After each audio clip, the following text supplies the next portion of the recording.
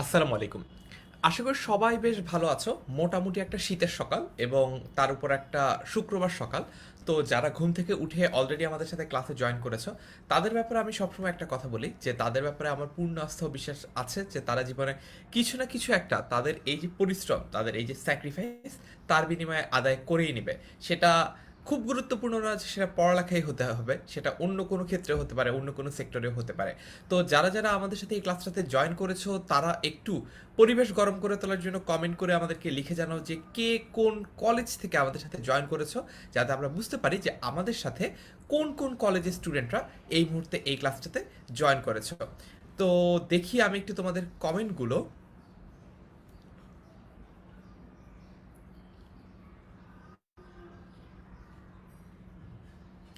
আজকের ক্লাসের টপিকটা কিন্তু খুবই সহজ।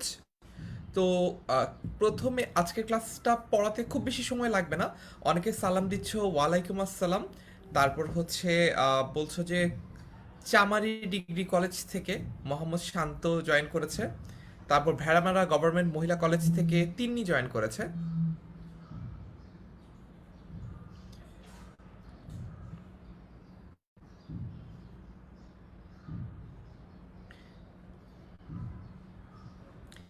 এরপর মৃদুল হাসান নীরব জয়েন করেছে ফরিদুদ্দিন সরকার ডিগ্রি কলেজ থেকে। রুদাবা রাহি জয়েন করেছে সরকারি মুজিব রহমান মহিলা কলেজ থেকে। কুমুদিনী সরকারি কলেজ থেকে জয়েন করেছে তাজকিয়া আক্তার। পটুয়াখালী সরকারি কলেজ থেকে সাতক্ষীরা গভর্নমেন্ট কলেজ। তো আমি একটা জিনিস দেখছি, কেন যেন দক্ষিণাঞ্চলের মানুষজনই বেশি জয়েন করেছে, উত্তরাঞ্চলের স্টুডেন্টদেরকে আমাদের ক্লাস ভালো লাগছে না। যাই হোক, উত্তরাঞ্চলে যারা আছো তারাও কিন্তু লিখে জানাতে পারো যে কারা কারা এই মুহূর্তে আমাদের সাথে এই ক্লাসটাতে জয়েন করেছো। আমরা তাহলে ক্লাসের টপিকটা একটু পড়ানো শুরু করি, ঠিক আছে? উপসর্গ শব্দটা আমরা প্রথম যখন শুনি তখন আমি যখন উপসর্গ কথাটা শুনি, আমার মাথায় কি আসে? আমার মাথায় আসে কোনো একটা রোগের উপসর্গ হয়তো বা। আমার মাথায় কিন্তু সরাসরি বাংলা ব্যাকরণে যে উপসর্গ, এই ব্যাপারটা আসে না মাথায়। আমি মনে করি উপসর্গর ইংরেজি কি বলতো? আমরা যখন বলি যে তার এই রোগের উপসর্গ দেখা দিয়েছে, এই উপসর্গ মানে কি বলতো একটু দেখি। এই উপসর্গর ইংরেজিটা কি একটু লিখে জানাতে পারবে? তাফসির তানহা বলছে কেমন আছেন ভাইয়া, আলহামদুলিল্লাহ ভালো আছি। তো প্রথম যে প্রশ্নটা তোমাদের জন্য আমি করেছি, খুবই একটা জেনারেল নলেজ ভিত্তিক প্রশ্ন। সেটা হচ্ছে উপসর্গ শব্দটা শুনলেই আমাদের যেহেতু মনে হয় কেউ কারো কোনো রোগের উপসর্গ নিয়ে কথা বলছে। আমাকে একটু কমেন্টে লিখে জানাও যে উপসর্গের ইংরেজিটা কি।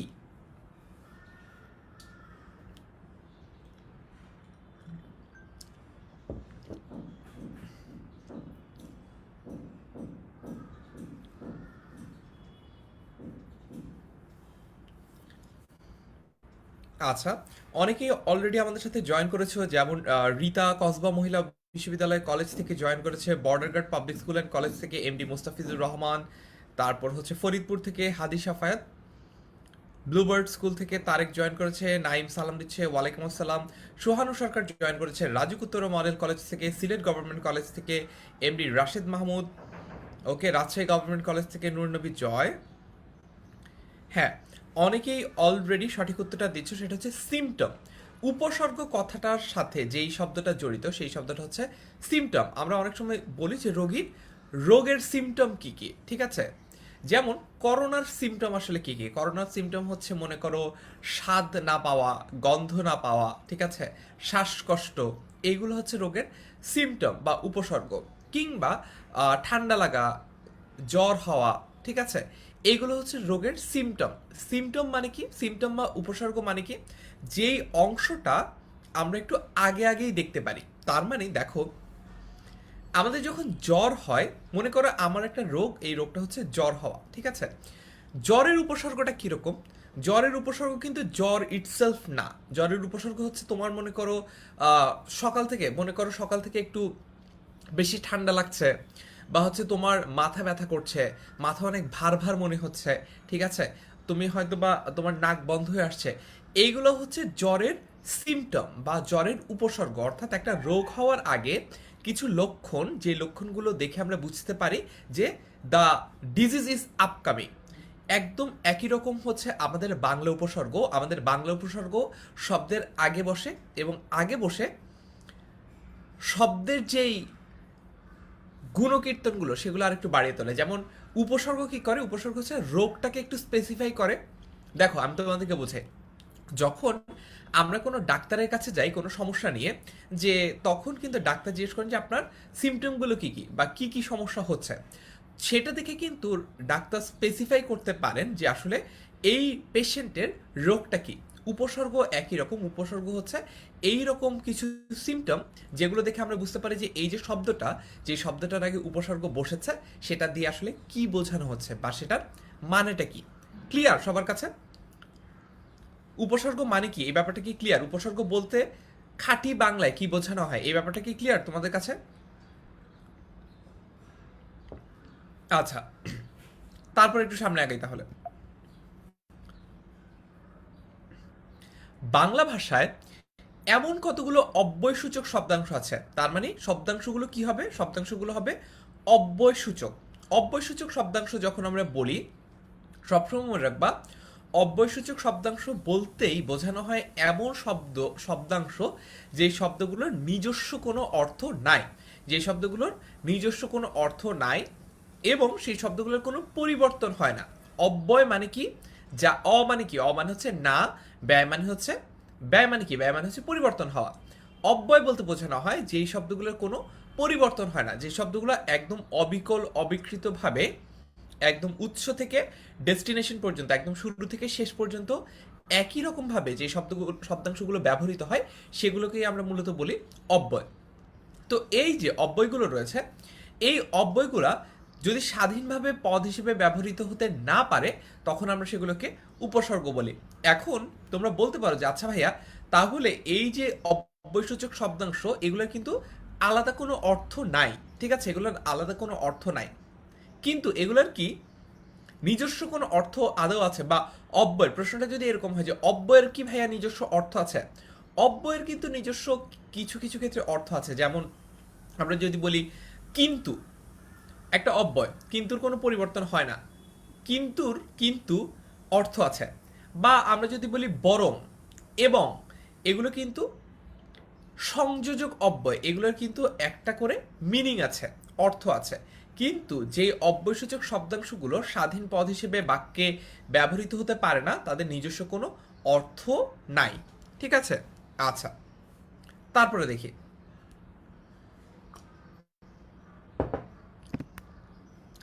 উপসর্গ কোথায় বসে। উপসর্গ মূলত একটা শব্দের আগে বসে। একটু পরে আমি একটা উদাহরণ দিয়ে দেখাবো তোমাদেরকে যে একই শব্দের আগে ভিন্ন ভিন্ন উপসর্গ বসলে কিভাবে সেই শব্দগুলোর অর্থ সম্পূর্ণরূপে পরিবর্তিত হয়ে যেতে পারে, যে যা দেখে তোমরা উপসর্গের ক্ষমতা বা উপসর্গের ক্যাপাসিটিটা বুঝতে পারবা, ঠিক আছে? তারপরে উপসর্গের প্রভাবে শব্দের কয়েক ধরনের পরিবর্তন হয়। তো উপসর্গের উদ্দেশ্য হচ্ছে পাঁচটা। উপসর্গের উদ্দেশ্য কয়টা? পাঁচটা। দেখি কি কি উপসর্গের উদ্দেশ্যগুলা। এক, এক নম্বর উপসর্গের উদ্দেশ্য হলো নতুন অর্থবোধক শব্দ তৈরি করা। নতুন অর্থবোধক শব্দ তৈরি করা। দুই নম্বর হচ্ছে শব্দের অর্থকে একটা পূর্ণাঙ্গতা দেওয়া বা একটা পূর্ণতা দেওয়া। তিন নম্বর, শব্দের অর্থের সম্প্রসারণ ঘটানো, অর্থাৎ শব্দের যে অর্থটা সেই অর্থটার একটা ব্রডেন করা, শব্দের অর্থটাকে বড় করা। চার নম্বর, এটার উল্টো কাজটা করা, অর্থাৎ শব্দের অর্থকে আরো ছোট করা, স্পেসিফাই করা কিংবা ন্যারো ডাউন করা। পাঁচ নম্বর উদ্দেশ্য, এটা হচ্ছে শব্দের অর্থের পরিবর্তন ঘটানো। তার মানে শব্দের এই যে উপসর্গ, উপসর্গ মূলত পাঁচটা উদ্দেশ্যে আমরা ব্যবহার করে থাকি বাংলা ব্যাকরণে বা বাংলা ভাষায়। এক, নতুন অর্থবোধক শব্দ তৈরি করা। দুই, শব্দের অর্থের পূর্ণতা সাধন করা। তিন, শব্দের অর্থের সম্প্রসারণ ঘটানো। চার, শব্দের অর্থের সংকোচন ঘটানো। এবং পাঁচ, শব্দের অর্থের পরিবর্তন ঘটানো। আশা করি এই যে পাঁচটা উদ্দেশ্য, এই পাঁচটা উদ্দেশ্য আমরা বুঝতে পেরেছি। খুবই সহজ, মনে না রাখলেও সমস্যা নাই, জাস্ট একটু বুঝতে পারলেই হবে, ঠিক আছে? আচ্ছা, ওকে, তারপর দেখি।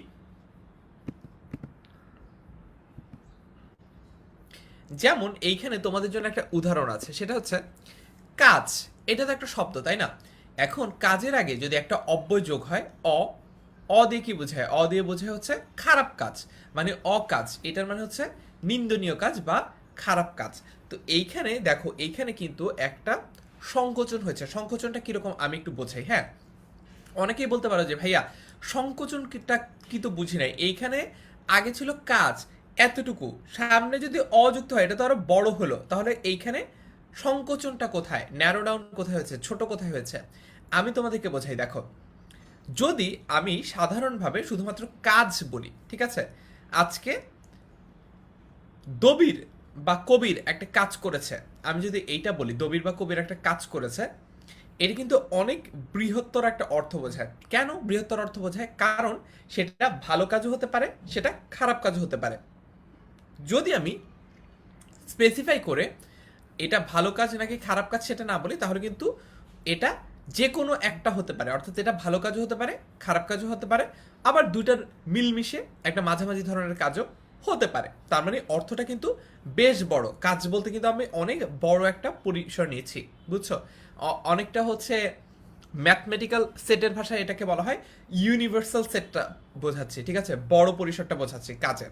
কিন্তু যখন আমি বলে দেই যে দবির আজকে একটা আকাম করছে, দবির আজকে কি করেছে, একটা অকাজ করেছে, তার মানে হচ্ছে আগে শুধুমাত্র কাজ বললে যে ভালো কাজও হতে পারে, খারাপ কাজও হতে পারে, যে সম্ভাবনাটা ছিল সেখান থেকে আমরা ভালো কাজের সম্ভাবনাটা সম্পূর্ণ অংশে বাদ দিয়ে দিচ্ছি। তখন বলেই দিচ্ছি, স্পেসিফাই করে দিচ্ছি, নির্দিষ্ট করে দিচ্ছি যে দবির আজকে যে কাজটা করেছে সেটা হচ্ছে খারাপ কাজ। অর্থাৎ এই যে কাজের এত বড় পরিসর ছিল সেটাকে আমরা কিন্তু সংকোচন করে শুধুমাত্র খারাপ কাজে স্পেসিফাই করলাম। এইখানেই অর্থের সংকোচন হয়েছে। আচ্ছা, এইবার তোমরা একটু আমাকে কমেন্ট করে লিখে জানাও তো যে এই যে শব্দের অর্থের সংকোচন, এই ব্যাপারটা তোমরা বুঝতে পেরেছো কিনা। জান্নাতুল ফেরদৌস জয়া বলছে যে ফার্স্ট ক্লাস। সো অভিনন্দন এবং স্বাগতম আমাদের প্রথম ক্লাসে। তোমার জন্য অলরেডি এই গ্রুপে হয়ে যাওয়া রেকর্ডেড ক্লাসগুলো তুমি একটু দেখে নিও, আর আজকের ক্লাসটা করে কেমন লাগছে একটু লিখে জানাও আমাকে, ঠিক আছে? আচ্ছা, আমাকে একটু লিখে জানাও তো জয়া, যে আজকের ক্লাসটা করে তোমার কেমন লাগছে, পরবর্তী ক্লাসগুলো তোমরা করবা কিনা। আচ্ছা, তারপরে দেখি ক্লিয়ার, বুঝতে পেরেছো? আচ্ছা,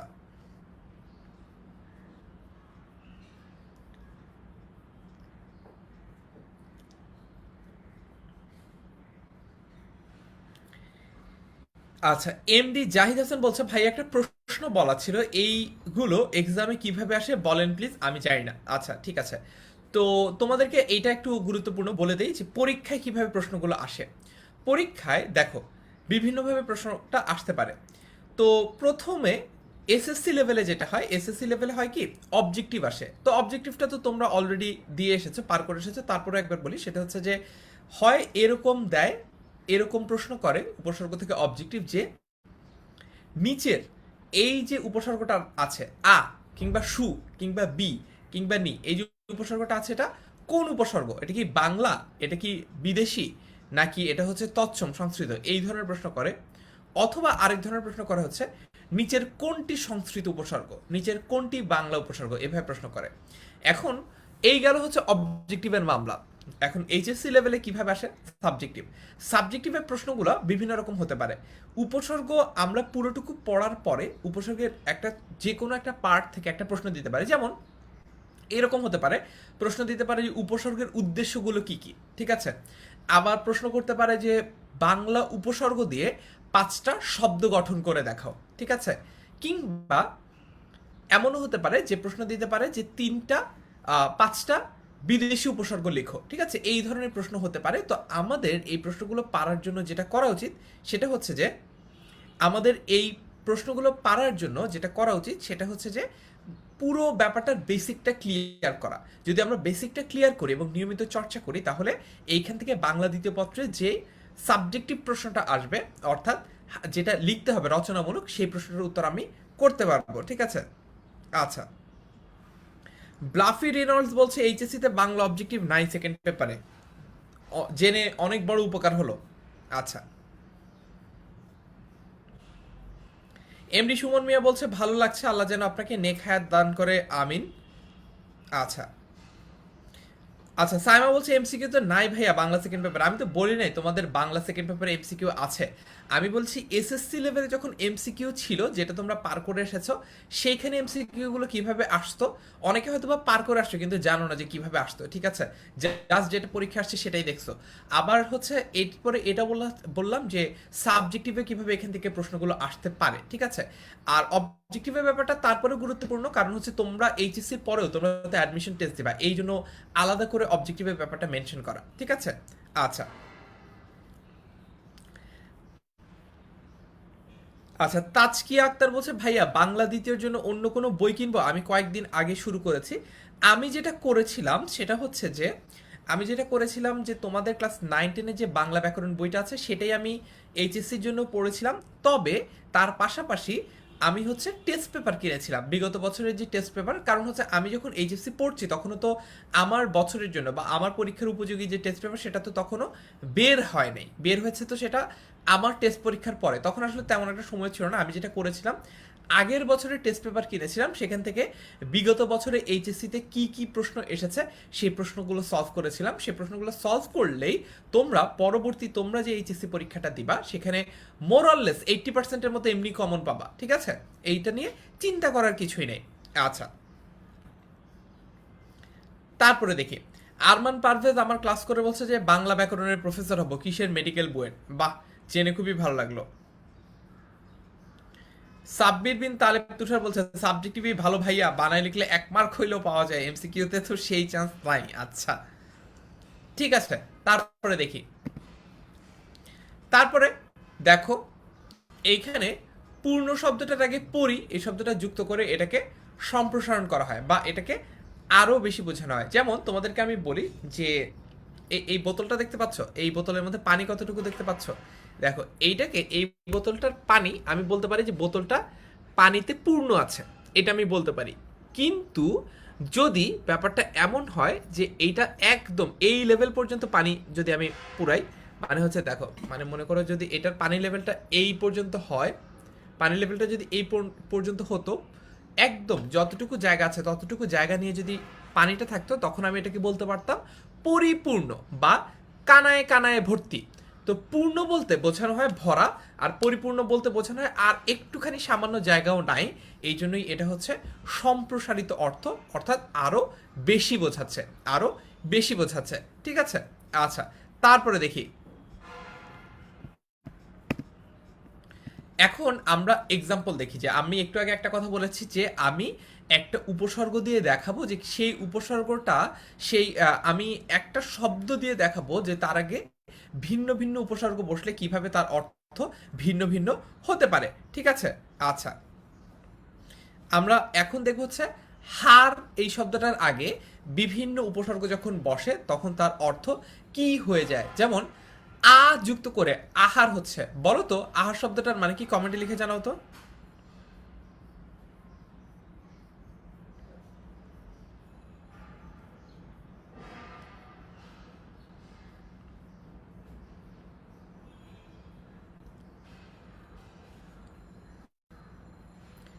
কমেন্টে কই লিখে জানাও।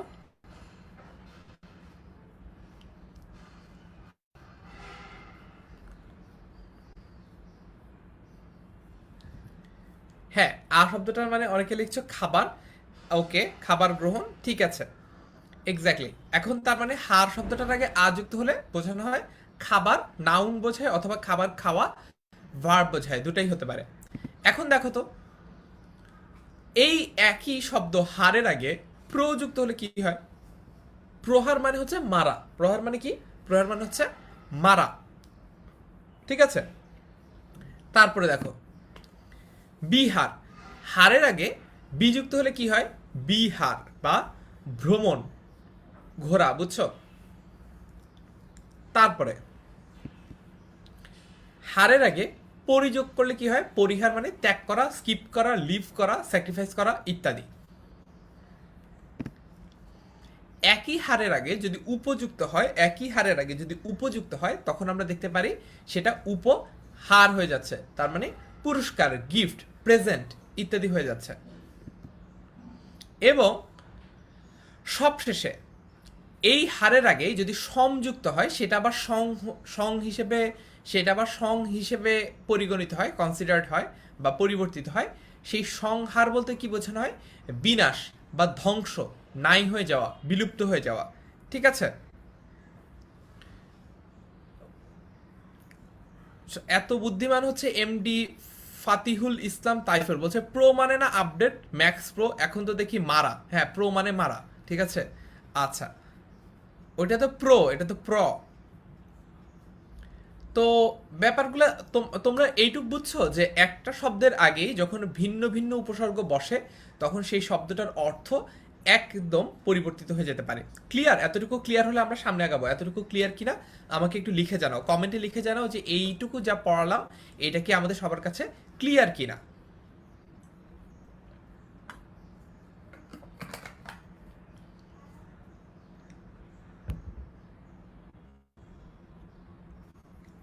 অনন্ত দেবনাথ বলছে সম কেন সং হলো? এটার কারণ হচ্ছে যে সংস্কৃত উপসর্গ থেকে বাংলা উপসর্গে যখন ট্রানজিশন হয় তখন এই ধরনের পরিবর্তনগুলো হয়ে থাকে। বুঝছো? সংস্কৃত উপসর্গ যদি ডিরেক্ট ব্যবহৃত হতো তখন আবার এই ধরনের পরিবর্তন হয় না।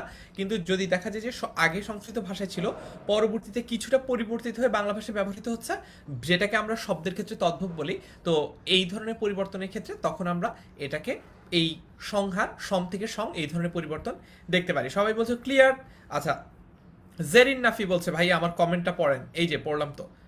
আচ্ছা, স্বপন দাস বলছে মাত্র ঘুম থেকে উঠলাম, এর মধ্যে ক্লাস শুরু।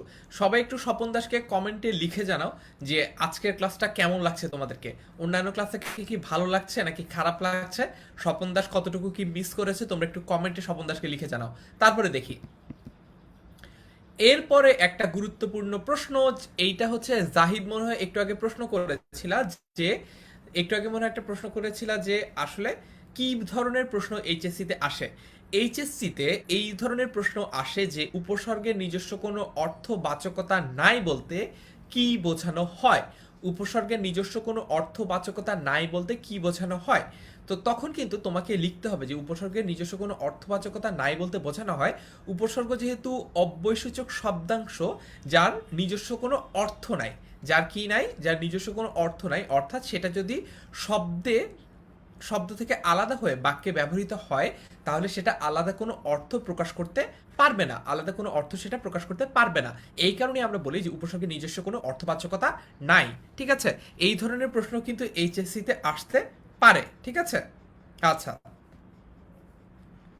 ওকে, তারপরে দেখি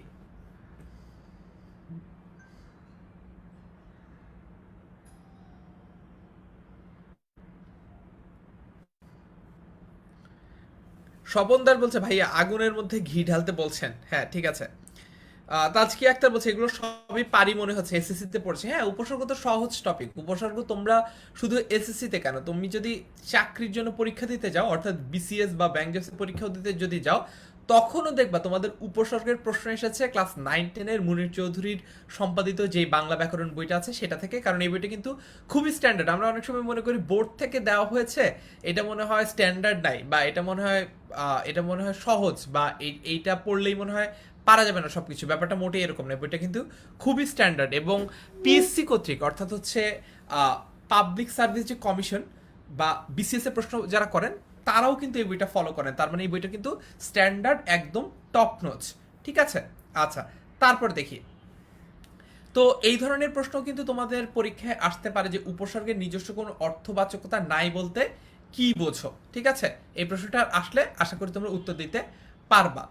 তো এখন ঘটনা হচ্ছে যে উপসর্গের নিজস্ব কোনো অর্থবাচকতা না থাকলে উপসর্গের অন্য একটা ক্ষমতা আছে, সেটা হচ্ছে উপসর্গের নিজস্ব অর্থ দ্যোতকতা আছে। এইটাও কিন্তু পরীক্ষা এইচএসসি তে এসে থাকে যে উপসর্গের অর্থবাচকতা না থাকলেও উপসর্গের অর্থ দ্যোতকতা আছে। এই শব্দটার এই বাক্যটার বা এই উক্তিটার মানে কি? আচ্ছা, দোতনা শব্দটার মানে কি তোমরা জানো? দোতনা বলতে কি বোঝানো হয় দেখি, পারো কিনা? আচ্ছা, তোমাদের জন্য এইচএসসি প্রশ্ন সলভ করে দিয়েছে তোমাদের বন্ধু আরিফ হোসেন রাফি। সে বলছে যে অর্থবাচকতা বলতে বোঝায় নিজস্ব অর্থবাচকতা নাই বলতে বোঝায় নিজস্ব অর্থ নাই, উপসর্গের নিজস্ব অর্থ নেই বা কিন্তু অন্য শব্দের আগে বসে শব্দের পরিবর্তনের ক্ষমতা আছে বা অর্থ দ্যোতকতা আছে, ঠিক আছে?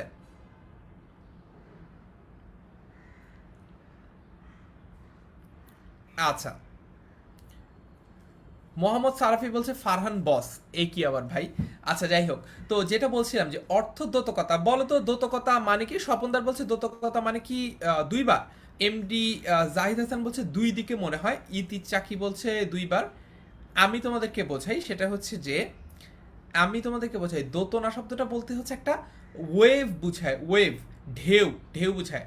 কিরকম ঢেউ তোমাদেরকে একটু বোঝাই, সেটা হচ্ছে মনে করো পুকুরে পানিটা শান্ত হয়ে আছে, দুপুরের পুকুরের পানি একদম শান্ত হয়ে আছে, বাতাস নাই, কোনো ধরনের কোনো নড়াচড়া বা পানিতে কোনো ধরনের পরিবর্তন হচ্ছে না। কিন্তু তোমার মাথায় তো দুষ্টু বুদ্ধি চাপলো যে আচ্ছা, এইটা দিয়ে আমি আমি একটু বলিং প্র্যাকটিস করি, ঠিক আছে? একটা ইটের টুকরা দিয়ে বা হচ্ছে একটা পাথরের টুকরা দিয়ে আমি পানির উপর বলিং প্র্যাকটিস করি, ঠিক আছে? তাহলে বোঝা যাবে না বলটা কত খারাপ হয়েছে, বলটা কি ফুলটস হয়েছে নাকি ইয়র্কার হয়েছে নাকি লেংথের বাইরে পড়েছে নাকি শর্ট পিচ বল হয়েছে নাকি হাফ ভলি বল হয়েছে। কত বাজে বল হয়েছে এটা বোঝা যাবে না যদি কিনা আমি বলিং প্র্যাকটিসটা করি পানির উপরে, ঠিক আছে? এই ধরনের বুদ্ধি তো আমাদের মাথায় অহরহই আসে। তো করলা তুমি এই ধরনের শান্ত পানিতে, একদম নড়াচড়া ছাড়া এক ধরনের পানিতে তুমি বলিং প্র্যাকটিস করার জন্য তুমি হচ্ছে এইভাবে করে বল করলা। বল করার পরে গিয়ে দেখলা যে ঢিলটা গিয়ে পড়লো পুকুরে। পুকুরে যখন ঢিলটা পড়ে তখন কি হয় বলো তো? তখন দেখা যায় প্রথমে একটা ছোট গোলাকার ওয়েভ তৈরি হয়, তারপর সেটার রিপল এফেক্টে বা সেটার ইফেক্টে, প্রভাবে আস্তে আস্তে আস্তে আস্তে করে অনেকগুলো ঢেউ তৈরি হতে থাকে, অনেকগুলো ঢেউ তৈরি হতে থাকে। আচ্ছা, এক্স্যাক্টলি তাজকি আক্তার বলছে যে দোতনা মানে হচ্ছে ঢেউ, ফাতেমা আক্তার বলছে তরঙ্গ। আচ্ছা, ঠিক আছে, তার মানে তোমরা কিন্তু সঠিক উত্তর দিতে পেরেছ। তার মানে হচ্ছে দেখো তখন কিন্তু এক ধরনের দোতনা, এক ধরনের ঢেউ, এক ধরনের তরঙ্গ তৈরি হচ্ছে, যার কারণে পুরো যে পানির পুরো যে পানির অবস্থাটা, সেই অবস্থাটা কিন্তু তখন পরিবর্তিত হচ্ছে। তার মানে যেই পানিটা এতক্ষণ পর্যন্ত শান্ত ছিল বা একই রকম ছিল না, দেখো এই ব্যাপারটা একটু বোঝার চেষ্টা করো। পানিটা কিন্তু একদম ফ্ল্যাট ছিল, পানিটা কিন্তু দেখতে একদম একই রকম ছিল।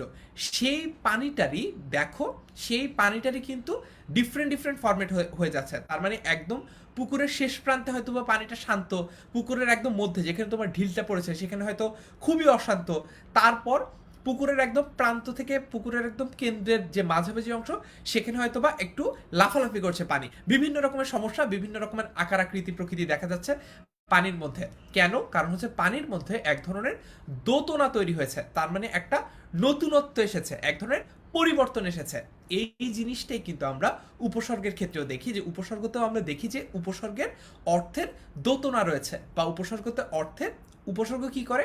উপসর্গ কিন্তু নিজে পরিবর্তিত হয়ে যেতে পারে না। উপসর্গ হচ্ছে দেখো, একটু বোঝার চেষ্টা করো, উপসর্গ হচ্ছে তোমার ওই যে তোমার ছুঁড়ে মারা ওই ঢিলটা বা ছুঁড়ে মারা ওই ইটের টুকরাটা বা ওই ইটের ওই যে ঢিলটা রয়েছে, ওইটা ওইটা নিজে কি কোনো ইউজে এসেছে? ওইটা নিজে কি কিছু করতে পেরেছে? ওইটা যখন মাটিতে পড়েছিল, তুমি যখন হাতে নিয়েছো, তখন ওইটার কিন্তু কোনো ইউটিলিটি বা ইউসেজ ছিল না, জাস্ট র্যান্ডম মাটিতে পড়েছিল।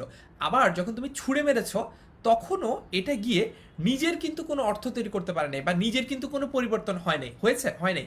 ইটের টুকরা মাটি থেকে ছুঁড়ে মারলা, গিয়ে এই যে প্রাসের গতিতে গিয়ে পড়লো, পুকুরে পড়ে টুপ করে ডুবে গেল, অর্থাৎ কোনো ধরনের কোনো পরিবর্তন কিন্তু সেই ইটের টুকরা বা পাথরের টুকরাটার হয় নাই, যেটাকে আমরা বলছি যে এর নিজস্ব কোনো অর্থবাচকতা নাই। কিন্তু সে করলো কি, এই ইটের টুকরাটা পাথরের টুকরাটা করলো কি, সে কিন্তু পানির মধ্যে একটা দোতনা বা তরঙ্গ তৈরি করলো, অর্থাৎ এইটা কিন্তু উপসর্গের মতোই কাজ করলো। এইটা কি করলো?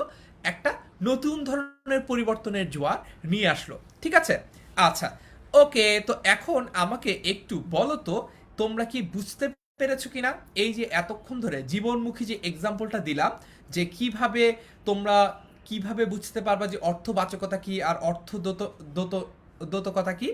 আমাকে একটু লিখে জানাও তো এটা বুঝতে পেরেছো কিনা।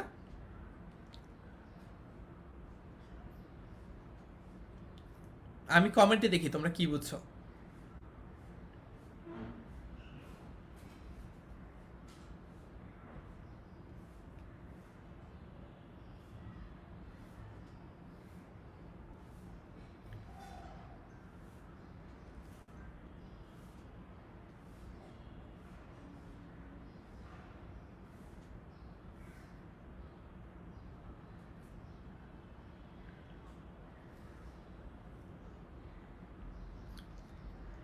এক্সাম্পলটা কেমন লেগেছে বলো তো?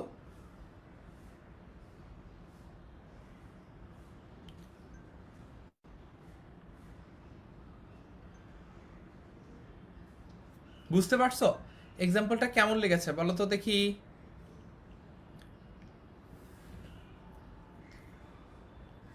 আচ্ছা, আহ, তোমাদের যদি দুজন বন্ধু, একজন হচ্ছে মোহাম্মদ সারাফি, যে এতক্ষণ দাবি করছিল আমি বাংলার বস, সে আমার এই বসীয় উদাহরণটা বুঝে নাই। ঠিক আছে, আবার বুঝাই দিচ্ছি, কোনো সমস্যা নাই। নাহিদা ইসলামও বলছে বুঝি নাই, বুঝাই দিচ্ছি। আচ্ছা, ঠিক আছে, আমি একটু ছোট্ট করে বুঝাই দিই, যেহেতু তোমাদের দুইজন বন্ধু বুঝে নাই। সেটা হচ্ছে, দেখো, আমরা যখন একদম শান্ত পানির পুকুরে একটা ইটের টুকরা মারি বা ঢিল মারি, তখন দেখা যায় কি সেই ইটের টুকরা বা ঢিলটা সেটার কোনো পরিবর্তন হয় না। পরিবর্তন হয় কিসের? পরিবর্তন হয় পানির। অর্থাৎ পানির মধ্যে যখন পড়ে, পানির মধ্যে বিভিন্ন তরঙ্গ, বিভিন্ন দোতনা দেখা যায়। একদম এক্স্যাক্ট তোমরা চিন্তা করবা, ওই পাথরের টুকরা বা ইটের টুকরাটা হচ্ছে সেই উপসর্গটা, যার নিজের কোনো পরিবর্তন হয় না, সেটা নিজে কোনো কাজেও আসে না। যখন সেটা মাটিতে পড়েছিল তখন সেটা নিজে কোনো কাজেও আসছিল না, কিন্তু সেটা যখন গিয়ে পানিতে পড়ে তখন দেখা যায় পানির মধ্যে এক ধরনের দোতনা, এক ধরনের তরঙ্গ, কিংবা এক ধরনের পরিবর্তন তৈরি করে। তার মানে তোমরা চিন্তা করবা, এই যে পুকুরটা রয়েছে পানি ভর্তি, শান্ত পানি ভর্তি যে পুকুরটা রয়েছে, এটা হচ্ছে বাংলা ভাষার শব্দ ভাণ্ডার, যেটার মধ্যে বাইরে থেকে আমরা উপসর্গ ছুঁড়ে মারার কারণে সেইটাতে বিভিন্ন ধরনের পরিবর্তন আসছে। এবার বুঝছো হারফিয়ার নাহিদা? আচ্ছা, নুসরাত জাহান বলেছে ভালো লাগেনি। আমি খুবই দুঃখিত নুসরাত, তোমার কোন এক্সাম্পল দিলে ভালো লাগতো সেটা আমাকে একটু বলো, তাহলে আমি একটু চেষ্টা করবো সেই ধরনের এক্সাম্পলগুলো দেওয়ার। ঠিক আছে? আচ্ছা, তারপরে দেখি, এরপরে আগে, হ্যাঁ। বাংলা উপসর্গ তিন প্রকার। বাংলা ভাষায় উপসর্গ তিন প্রকার, খুবই সহজ। এক, বাংলা। দুই, তৎসম বা সংস্কৃত। এবং তিন হচ্ছে বিদেশি উপসর্গ। বাংলা উপসর্গ কোনগুলো সেগুলো আমরা জানি। তৎসম উপসর্গ হচ্ছে তার সমান, কার সমান, সংস্কৃতের সমান। আর বিদেশি উপসর্গ হচ্ছে মূলত যেগুলো বিদেশি ভাষা থেকে আমরা নিয়েছি। ঠিক আছে? আচ্ছা, যেই মেইন কনফিউশনটা আমাদের হয়, বাংলা উপসর্গ নাকি সংস্কৃত উপসর্গ, তোমরা কি এটা বোঝো? একটা উপসর্গ দেখলে কি তোমরা এটা বুঝতে পারো যে এটা কি বাংলা নাকি সংস্কৃত উপসর্গ? আমাকে একটু কমেন্টে লিখে জানাও তো দেখি।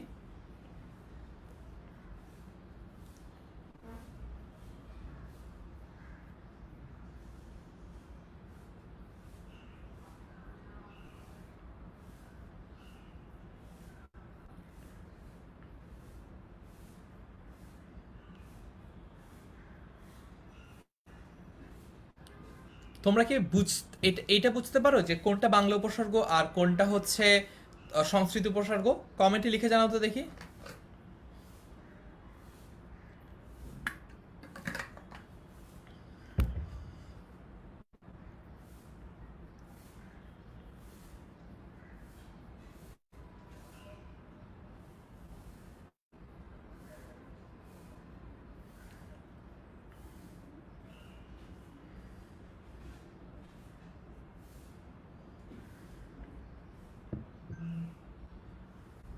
আচ্ছা, অনেকেই বলছে যে বুঝতেই পারি না। আমার কাছে স্টুডেন্টদেরকে উপসর্গ পড়াতে গিয়ে সবসময় একটা জিনিস মনে হয়েছে, যে স্টুডেন্টরা সবচেয়ে বেশি যে জায়গাটা স্ট্রাগল করে, সবচেয়ে বেশি যে জায়গাটায় সাফার করে, সেটা হচ্ছে যে আমরা আলাদা করে বুঝতে পারি না যে কোনগুলো বাংলা উপসর্গ, কোনগুলো সংস্কৃত উপসর্গ। তো এটা বোঝার একটা আনঅর্থোডক্স ট্রিক আছে। ট্রিক বলতে হচ্ছে এইটা সবসময় যে কাজ করবে তা না, এটা অনেকটাই নিজের সেন্সের উপর, সাবজেক্টিভ কলের উপর ডিপেন্ড করে। আমি যেভাবে বাংলা আর সংস্কৃত উপসর্গ আলাদা করতাম, সেটা হচ্ছে আমি দেখতাম, উপসর্গ দিয়ে আমি জাজ করতাম না, আমি জাজ করতাম হচ্ছে এটা কোন শব্দে ব্যবহৃত হয়েছে। আমি দেখতাম যে এটা কোন শব্দে ব্যবহৃত হয়েছে, সেই শব্দটা বাংলা নাকি সেই শব্দটা সংস্কৃত। কারণ দেখা যায় যে বাংলা শব্দের সাথেই বাংলা উপসর্গ যুক্ত হয়, আর সংস্কৃত শব্দের সাথেই সংস্কৃত উপসর্গ যুক্ত হয়। তো এখন এরপরের প্রশ্ন যে ভাইয়া, এইটা না হলে বুঝলাম যে আপনি বুঝতেন যে বাংলা শব্দ দেখলে বাংলা শব্দের সাথে বাংলা, কিন্তু ভাইয়া আগে এইটা বলেন, আমি এইটা কিভাবে বুঝবো যে কোনটা বাংলা শব্দ আর কোনটা সংস্কৃত শব্দ? এটা বোঝারও কিন্তু সহজ উপায় আছে। সবসময় কাজ করে না, আগে ডিসক্লেমার দিচ্ছি। ওই যে মনে করো আগে ছোটবেলায় আমরা যখন রেসলিং দেখতাম তখন হচ্ছে লিখে দিত স্ক্রিনে যে don't try this at home. তো আমিও বলবো এই জায়গায় বাংলা আর সংস্কৃত শব্দ আলাদা করা যেই বাংলা আর সংস্কৃত শব্দ আলাদা করা যে ট্রিকটা, এই ট্রিকটা বলতে বলতে আমি এটা বলবো যে ডোন্ট ট্রাই দিস অলওয়েজ, কারণ এটা সবসময় কাজ করে না। ঠিক আছে, আমি যেভাবে ছোটবেলায় আলাদা করতাম যে কোনটা বাংলা উপসর্গ আর কোনটা সংস্কৃত উপসর্গ, সেটা হচ্ছে যে আমি জাস্ট মনে রাখতাম এই শব্দগুলো হচ্ছে প্রচলিত শব্দ। মূলত দেখবা যে শব্দগুলো একটু কঠিন, যে শব্দগুলো একটু কাঠখোট্টা, যে শব্দগুলো অপ্রচলিত, যে শব্দগুলো আমরা সচরাচর ব্যবহার করি না, সেগুলোই হচ্ছে সংস্কৃত শব্দ। আর যে শব্দগুলো আমরা আমাদের দৈনন্দিন জীবনে, আমাদের ডেইলি লাইফে আমরা অবিরত নিয়মিত কথাবার্তা বলতে যেই শব্দগুলো আমরা ব্যবহার করি, সেই শব্দগুলো হচ্ছে বাংলা শব্দ। তো এইভাবে করে আমি ব্যবহার করতাম যে আচ্ছা এই শব্দগুলো সবসময় ব্যবহার হয়, তাহলে এগুলার বেশি সম্ভাবনা হচ্ছে এগুলো বাংলা বাংলা শব্দ। আর এই শব্দগুলো খুব অপ্রচলিত বা শোনাই যায় না প্রায়। যেমন মনে করো ফর এক্সাম্পল কিং কর্তব্য বিমূঢ়, ঠিক আছে, এই ধরনের শব্দ আমরা কি সবসময় দৈনন্দিন জীবনে ব্যবহার করি? আমরা কিন্তু করি না। তারপর মনে করো হচ্ছে গৌরচন্দ্রিকা, এই ধরনের শব্দ কি আমরা সচরাচর ব্যবহার করি? করি না। সো যেই শব্দগুলো আমরা প্রতিনিয়ত ব্যবহার করি, সেই শব্দগুলোর বেশি সম্ভাবনা হচ্ছে সেগুলো বাংলা শব্দ, এবং বাংলা শব্দগুলোর আগে ব্যবহৃত হয় বাংলা উপসর্গ। অন দ্য আদার হ্যান্ড যেই শব্দগুলো দৈনন্দিন জীবনে খুব একটা বেশি ব্যবহৃত হয় না, সেই শব্দগুলোকে আমরা ধারণা করতে পারি যে সেই শব্দগুলো হচ্ছে সংস্কৃত শব্দ, এবং সংস্কৃত শব্দের আগে ব্যবহৃত হয় সংস্কৃত উপসর্গ। ঠিক আছে, আচ্ছা। তাইফুর জিজ্ঞেস করছে গৌরচন্দ্রিকা মানে কি? তোমরা কি জানো গৌরচন্দ্রিকা মানে কি? গৌরচন্দ্রিকা মানে হচ্ছে সূচনা। আমি ছোটবেলায় রচনার প্রথম প্যারার নাম ভূমিকা অথবা সূচনা না দিয়ে লিখতাম হচ্ছে গৌরচন্দ্রিকা। আচ্ছা, তারপরে দেখি বাংলা উপসর্গ কয়টা? বাংলা উপসর্গ 21টা। বাংলা উপসর্গ কয়টা? বাংলা উপসর্গ 21টা। এইটা খুবই খুবই খুবই খুবই খুবই ইম্পর্টেন্ট একটা প্রশ্ন। এইটা থেকে পরীক্ষায় অসংখ্যবার প্রশ্ন এসেছে, পরীক্ষায় এটা থেকে অসংখ্যবার প্রশ্ন এসেছে, এবং এই প্রশ্নগুলা আমরা দেখেছি যে এই প্রশ্নগুলো সবসময় আমরা কনফিউজড হয়ে যাই, এবং তোমাদের জন্য স্টিল এটা মনে রাখা গুরুত্বপূর্ণ। তোমরা হয়তো বা অনেকে মনে করছো যে ভাইয়া এইচএসসিতে তো সাবজেক্টিভ আসবে, এইচএসসিতে লাগবে না, বাংলা উপসর্গ কয়টা, এটা তো একটা অবজেক্টিভের মতো প্রশ্ন, এটা তো একটা জ্ঞানমূলক প্রশ্ন, এটা কি লাগবে নাকি? কিন্তু বাছাধন, এই যে পার হয়ে গেল এইচএসসি, এরপরে অ্যাডমিশন টেস্টটা দেওয়ার সময় আবার কি নতুন করে শিখবা? তখন তোমার ওই টাইম থাকবে তোমার ফিজিক্স কেমিস্ট্রি বা তোমার ইকোনমিক্স ফিনান্স এইগুলো পড়ার পাশাপাশি তোমার কি টাইম থাকবে বাংলা নতুন করে আরেকবার পড়ার? তখন কিন্তু টাইম থাকবে না। ঠিক আছে, তো আমি ছোটবেলায় যেভাবে মনে রাখতাম মূলত দুইটা সংখ্যা এখানে মনে রাখতে হয়। একটা হচ্ছে বাংলা উপসর্গ 21টা, আর একটা হচ্ছে সংস্কৃত উপসর্গ 20টা। আর বিদেশি উপসর্গ কয়টা এটার কোনো স্পেসিফাইড নাম্বার নাই, কারণ বিদেশি উপসর্গ আমরা সবসময় বিভিন্ন ভাষা থেকে নিচ্ছি, এই কারণে এটার কোনো নির্দিষ্ট সংখ্যা নাই। এখন কথা হলো বাংলা উপসর্গ 21টা, আমি ছোটবেলায় খালি গুলিয়ে ফেলতাম যে বাংলা উপসর্গ 21টা নাকি সংস্কৃত উপসর্গ 21টা, বাংলা উপসর্গ 20টা নাকি সংস্কৃত উপসর্গ 20টা, খালি গুলিয়ে ফেলতাম। পরে আমি যেটা চিন্তা করলাম সেটা হচ্ছে, আচ্ছা বাংলা ভাষার সাথে 21শে ফেব্রুয়ারির কিন্তু একটা যোগ সাজস আছে, তাই না? বাংলা ভাষা, বাংলা আমাদের মাতৃভাষা, এবং এই মাতৃভাষা আদায়ের জন্য আমরা কি করেছিলাম? আমরা কিন্তু 21শে ফেব্রুয়ারিতে একটা আন্দোলন করেছিলাম। ওকে, ওই কারণেই অলরেডি শাহরিয়ার আহমেদ বলা শুরু করেছে 21শে ফেব্রুয়ারি 21টা বাংলা। হ্যাঁ, এক্স্যাক্টলি। আচ্ছা, এক্স্যাক্টলি। তো বাংলা উপসর্গ তাহলে কয়টা? 21টা। মনে রাখবো কিভাবে? 21শে ফেব্রুয়ারির সাথে বাংলা সম্পর্কযুক্ত, সেভাবে করে আমরা মনে রাখবো। এখন চলে এলো একদম এই ক্লাসের সবচেয়ে নিরানন্দকর, সবচেয়ে আনন্দহীন অংশ, সেটা হচ্ছে উপসর্গ 21টা নাম মনে রাখা। এখন তোমরা জিজ্ঞেস করতে পারো ভাইয়া এই 21টা উপসর্গ মনে রাখবো কিভাবে? তোমরা এই কাজটা আমি তোমাদের জন্য করে দিব না, কারণ আমি যদি তোমাদের জন্য করে দেই তাহলে ব্যাপারটা দেখা যাবে যে তোমরা খুব একটা মনোযোগ দিচ্ছ না, বা হচ্ছে তোমরা জিনিসটা ছেড়েই দিচ্ছ আমার উপর। তার চেয়ে তোমাদের হোম টাস্ক থাকলো এই যে 21টা উপসর্গ রয়েছে বাংলা, অ, অঘা, অজ, অনা, আ, আর, আন, আব, ইতি, উন, কদ, কু, নি, পাতি, বি, ভর, রাম, স, সা, সুহা, এই যে উপসর্গগুলো রয়েছে, তোমাদের দায়িত্ব হচ্ছে তোমরা এগুলা দিয়ে প্রত্যেকটা উপসর্গ দিয়ে একটা একটা করে শব্দ বানিয়ে একটা বাক্য বানাবা বা ছন্দ বানাবা, যেটাকে আমরা অনেক সময় নেমোনিক বলি, সেটা বানিয়ে নিজেরা মনে রাখার চেষ্টা করবা যে বাংলা উপসর্গ কোন 21টা? ঠিক আছে, আচ্ছা তারপরে দেখি এইখানে আমরা এই যে বাংলা উপসর্গগুলো রয়েছে এই বাংলা উপসর্গগুলো কিন্তু প্রয়োগ দেখতে পাচ্ছি। বাংলা উপসর্গগুলোর কি দেখতে পাচ্ছি? প্রয়োগ দেখতে পাচ্ছি। হ্যাঁ, আচ্ছা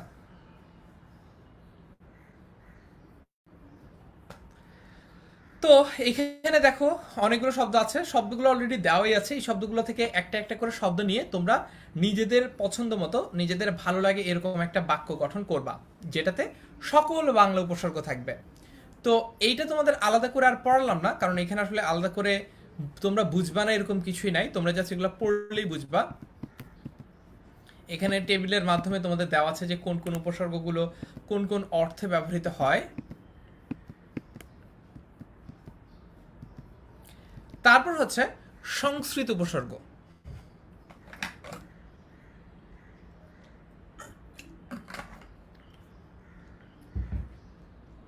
সংস্কৃত উপসর্গ কয়টা? ইতোমধ্যে আমরা জানি সংস্কৃত উপসর্গ হচ্ছে 20টা। সংস্কৃত উপসর্গ হচ্ছে 20টা, এটা আমরা ইতোমধ্যেই জানি। এবং সংস্কৃত উপসর্গ বাংলা উপসর্গের মতোই ব্যবহৃত হয়, তবে সংস্কৃত উপসর্গ মূলত সংস্কৃত শব্দের আগে বসে।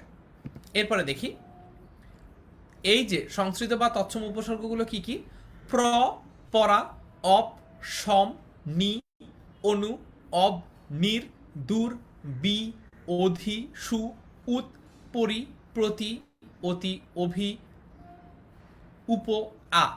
এখন আমাকে একটা জিনিস বলো তো, আচ্ছা এই যে আমরা বাংলা উপসর্গ দেখলাম, এই যে আমরা তৎসম উপসর্গ দেখলাম, বলো তো কোন কোন উপসর্গগুলা বাংলাতেও আছে তৎসমে আছে, কমন আছে কোনগুলা? দেখি পারো কিনা।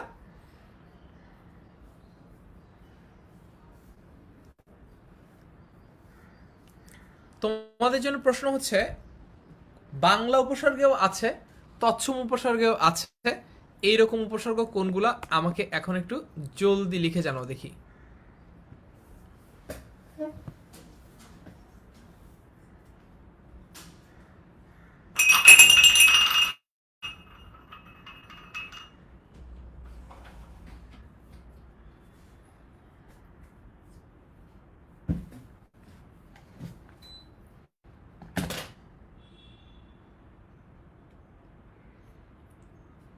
অনেকেই বলছো পারি, আশুবিনী, অনেকে বলছো সুবিনিয়া, আশুবিনী। এই যে ছোটবেলা থেকে একটা জিনিস দেখো, আমরা আশুবিনীর জন্য আলাদা কোনো ছন্দ কিন্তু আমরা বানাই নাই, আমরা জাস্ট র্যান্ডম সবসময় আশুবিনী আশুবিনী বলতে বলতে আমাদের কিন্তু সবারই মনে আছে। তোমাদেরকে কি আমি আলাদা কোনো ছন্দ দিয়ে মুখস্থ করিয়েছি যে আশুবিনী এই 4টা উপসর্গ বাংলাতেও ব্যবহৃত হয় কিংবা তৎসমে ব্যবহৃত হয়? বা এটা কি তোমাদের আলাদা করে মনে রাখার জন্য খুব বেশি কষ্ট করতে হয়েছে? কষ্ট করতে হয় নাই। কিন্তু কেন হয় নাই জানো? কারণ আমরা সবসময় এটা বলতে থাকি আশুবিনী আশুবিনী আশুবিনী, ঠিক আছে? বলতে বলতে এটা এটা কিন্তু কোনো আলাদা অর্থ নাই, এটা আলাদা কোনো ছন্দও না, এটা কোনো, সত্যি কথা বলতে এটা কোনো সেন্স মেকও করে না। আশুবিনী বলতে আসলে কিছুই বোঝায় না, তারপরে এটা কিন্তু আমরা পারি। একই রকম ভাবে চিন্তা করো তো, তাহলে আমরা যদি চেষ্টা করি, আমরা যদি নিয়মিত চর্চা করি, বা হচ্ছে রাতে ঘুমানোর আগে একবার দেখে ঘুমাই যে আচ্ছা এইগুলো হচ্ছে তৎসম উপসর্গ, এগুলো হচ্ছে বাংলা উপসর্গ, তাহলে আমরা আই গেস আমরা সবাই পারবো, তাই না?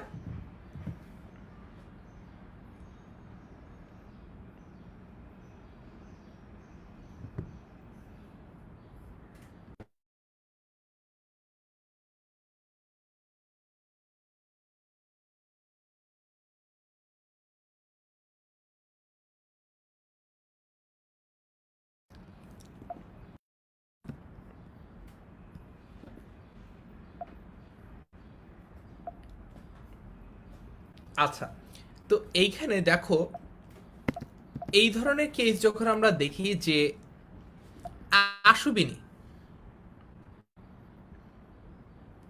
আশুবিনীর ক্ষেত্রে আমরা দেখতে পাচ্ছি যে এইটা আসলে কি বাংলা উপসর্গ হবে নাকি হচ্ছে এইটা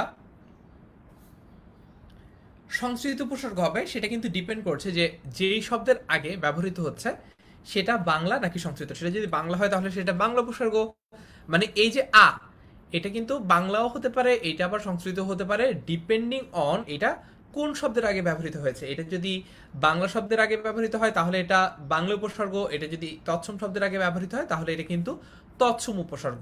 এভাবে আমরা মনে রাখবো। আচ্ছা,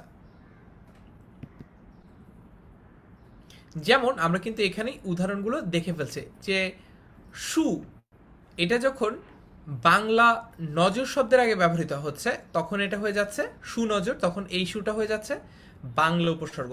আবার তীক্ষ্ণ, এটা একটা সংস্কৃত শব্দ, এটার আগে যখন সু একই উপসর্গটাই ব্যবহৃত হচ্ছে তখন কিন্তু এই সুটা হয়ে যাচ্ছে একটা তৎসম উপসর্গ। এরপরে আমরা বিদেশি উপসর্গ দেখব। বিদেশি উপসর্গগুলো কিরকম? বাংলা ভাষায় কিন্তু অন্যান্য অনেক ভাষা থেকে বিভিন্ন সময় শব্দ নেওয়া হয়েছে, বিভিন্ন সময় আমরা উপসর্গ নিয়েছি, আমরা অন্যান্য ভাষা থেকে কিন্তু অনেক উপাদান গ্রহণ করেছি। তো দেখা যায় আরবি, ফার্সি, ইংরেজি, হিন্দি এরকম ভাষাগুলোর অনেক শব্দ বাংলা ভাষায় অনেক দিন যাবৎ ব্যবহৃত হয়, এতদিন ধরে ব্যবহৃত হচ্ছে যে আমরা অনেক সময় আলাদা করতে পারি না যেগুলো বিদেশি শব্দ। দেখে একটু, যেমন এইখানে আমরা কিছু ফার্সি উপসর্গ দেখতে পাচ্ছি। কারখানা, আমরা কোনোদিন চিন্তা করছি যে কারখানা, কারসাজি, কারচুপি, এই যে অহরহ যে শব্দগুলো আমরা বলি এই শব্দগুলো বিদেশি, বিদেশি তো বিদেশি, এগুলো ফার্সি কোনোদিন চিন্তা করছি? চিন্তাও তো করিনি, তাই না? তো এইরকম বদমেজাজ, এই যে বদরাগী, বদমাস, এগুলো আমরা এত বেশি ব্যবহার করি, এগুলো যে আসলে ফার্সি উপসর্গ আমরা কিন্তু কোনোদিন চিন্তাও করি নাই, তাই না? আচ্ছা, তারপরে দেখি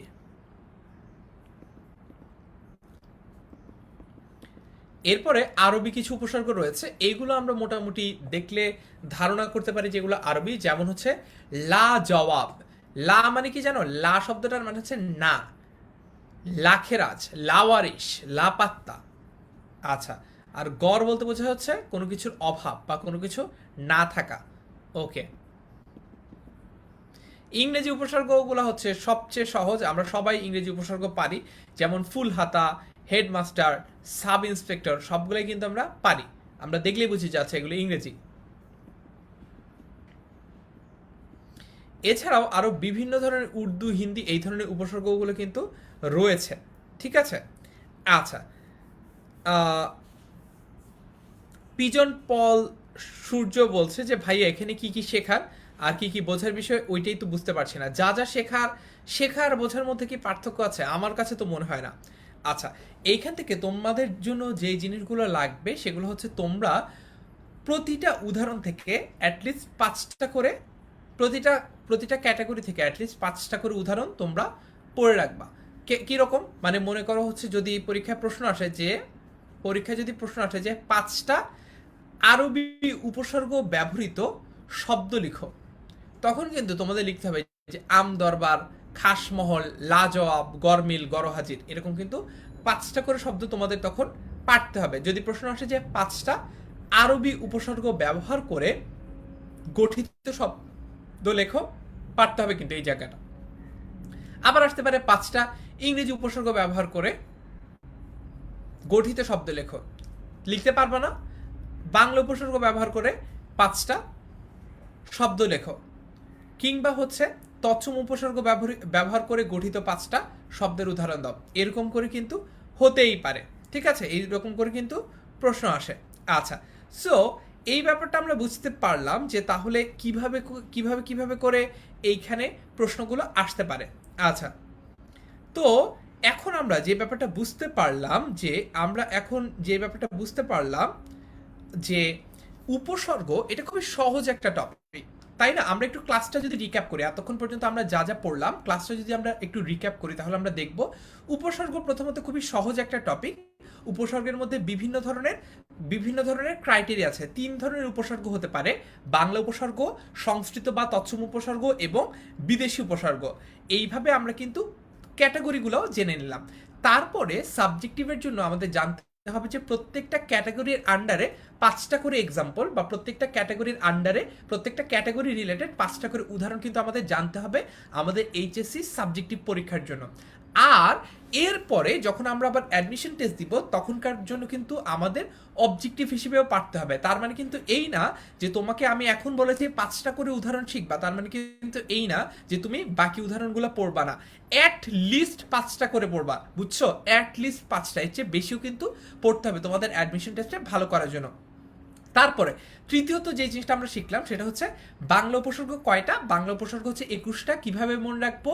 মনে রাখবো হচ্ছে 21শে ফেব্রুয়ারির সাথে বাংলা ভাষা সম্পর্কিত।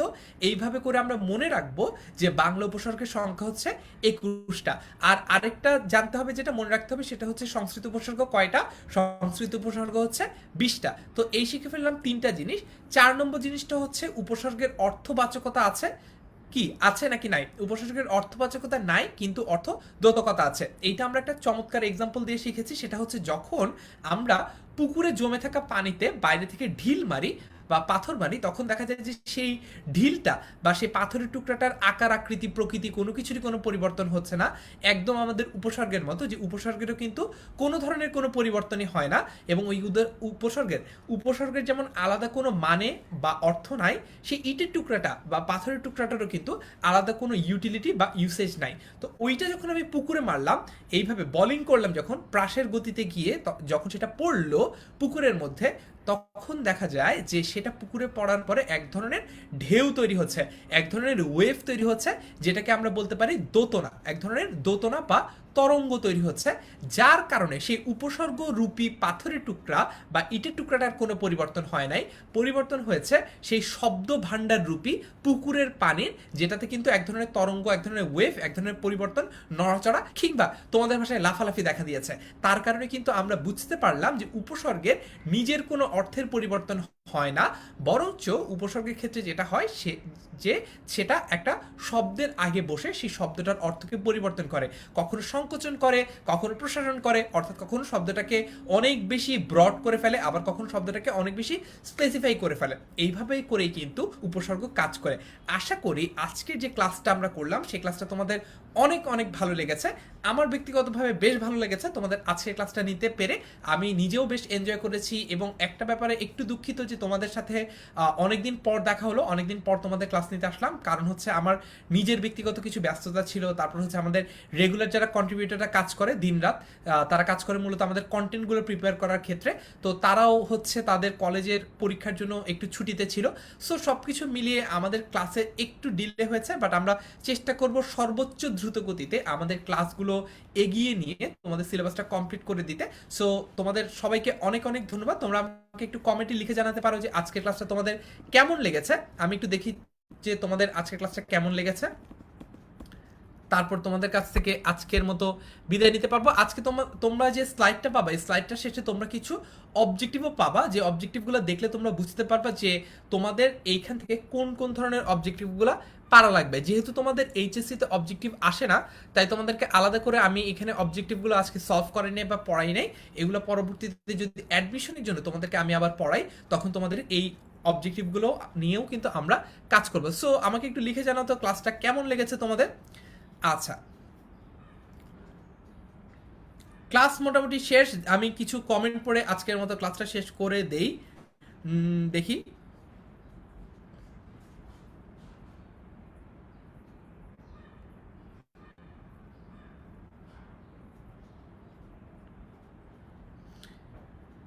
মহাকবি আবুল কাশেম ফেরদৌসী বলছে, ফারহান ভাই আমার শাহনামা কবে পড়াবেন? অনেক কষ্টে লিখছি ভাই, সুলতান আমার মর্যাদা দেবার পারলো না। আচ্ছা ঠিক আছে, পড়ানোর চেষ্টা করব। ওকে। তারপর নাহিদা ইসলাম বলছে, অসাধারণ ক্লাস ছিল ভাইয়া, আলহামদুলিল্লাহ ভালো লাগছে। কাজী নাহিদা সুলতানা বলছে। সুমাইয়া আফরিন সাইমা বলছে, জি ভাইয়া অনেক ভালো লেগেছে। রাকিবুল হাসান মুন্না বলছে, আলহামদুলিল্লাহ ভালো লাগলো। জাহিদ হাসান বলছে, আসসালামু আলাইকুম, ভালো ভাইয়া। তাইফুর বলছে 100 ভাইয়া। 100 কততে? 100 200তে নাকি? আচ্ছা। তারপর হচ্ছে তাইফুর বলছে সেরা খেলা। আহ, জেরিন নাফি বলছে, ভাইয়া আপনার ক্লাস মানেই সেরা, ক্লাসটা খুবই ভালো লেগেছে। বিএস রনি বলছে, নাজমুল ইসলাম বলছে অনেক সুন্দর। জাহিদ হাসান বলছে আলহামদুলিল্লাহ অনেক ভালো লাগছে ক্লাসটা। তামিম ইসলাম বলছে আলহামদুলিল্লাহ ভালো। জয়া বলছে অনেক ভালো। তারপর আল্লাহ হাফেজ বলছে নাইস। তারপর মোহাম্মদ সারাফি বলছে অসম্ভব ভালো। সারাফি, তুমি ক্লাসে একটা জায়গায় প্রশ্ন করেছিলা যে তুমি একটা জিনিস বোঝো নাই, ওই যে অর্থ দোতনার ব্যাপারটা, এখন কি বুঝেছো একটু লিখে জানাও। আচ্ছা, নাহিদা সালাম দিচ্ছে, নাইম আহমেদ জোস বলছে, জিজি বলছে, সাজ্জাদুল ইসলাম, মোহাম্মদ সারাফি এবার বলছে ক্লিয়ার, সাদিকা বলছে অসাধারণ, হ্যালো ভাইয়া বলছে পুষ্পি, মোহাম্মদ সারাফি ক্লিয়ার বলছে, আলহামদুলিল্লাহ ভালো লাগছে ভাইয়া বলছে, জোস ক্লাস অসাম ভাইয়া অনেক ভালো, তাজকিয়া। সো তোমাদের অতি মনোমুগ্ধকর ক্লাস ছিল ভাইয়া, ফাতেমা আক্তার বলছে। আচ্ছা আচ্ছা আচ্ছা, সো মোটামুটি সবারই আজকে ক্লাসটা ভালো লেগেছে। তোমাদের সবাইকে অনেক অনেক ধন্যবাদ আমার সাথে এতক্ষণ ক্লাসটাতে থাকার জন্য। পরবর্তী ক্লাসের জন্য আমন্ত্রণ জানিয়ে আজকে ক্লাসটা এখানে শেষ করছি। আসসালামু আলাইকুম, আল্লাহ হাফেজ, সবাই ভালো থেকো।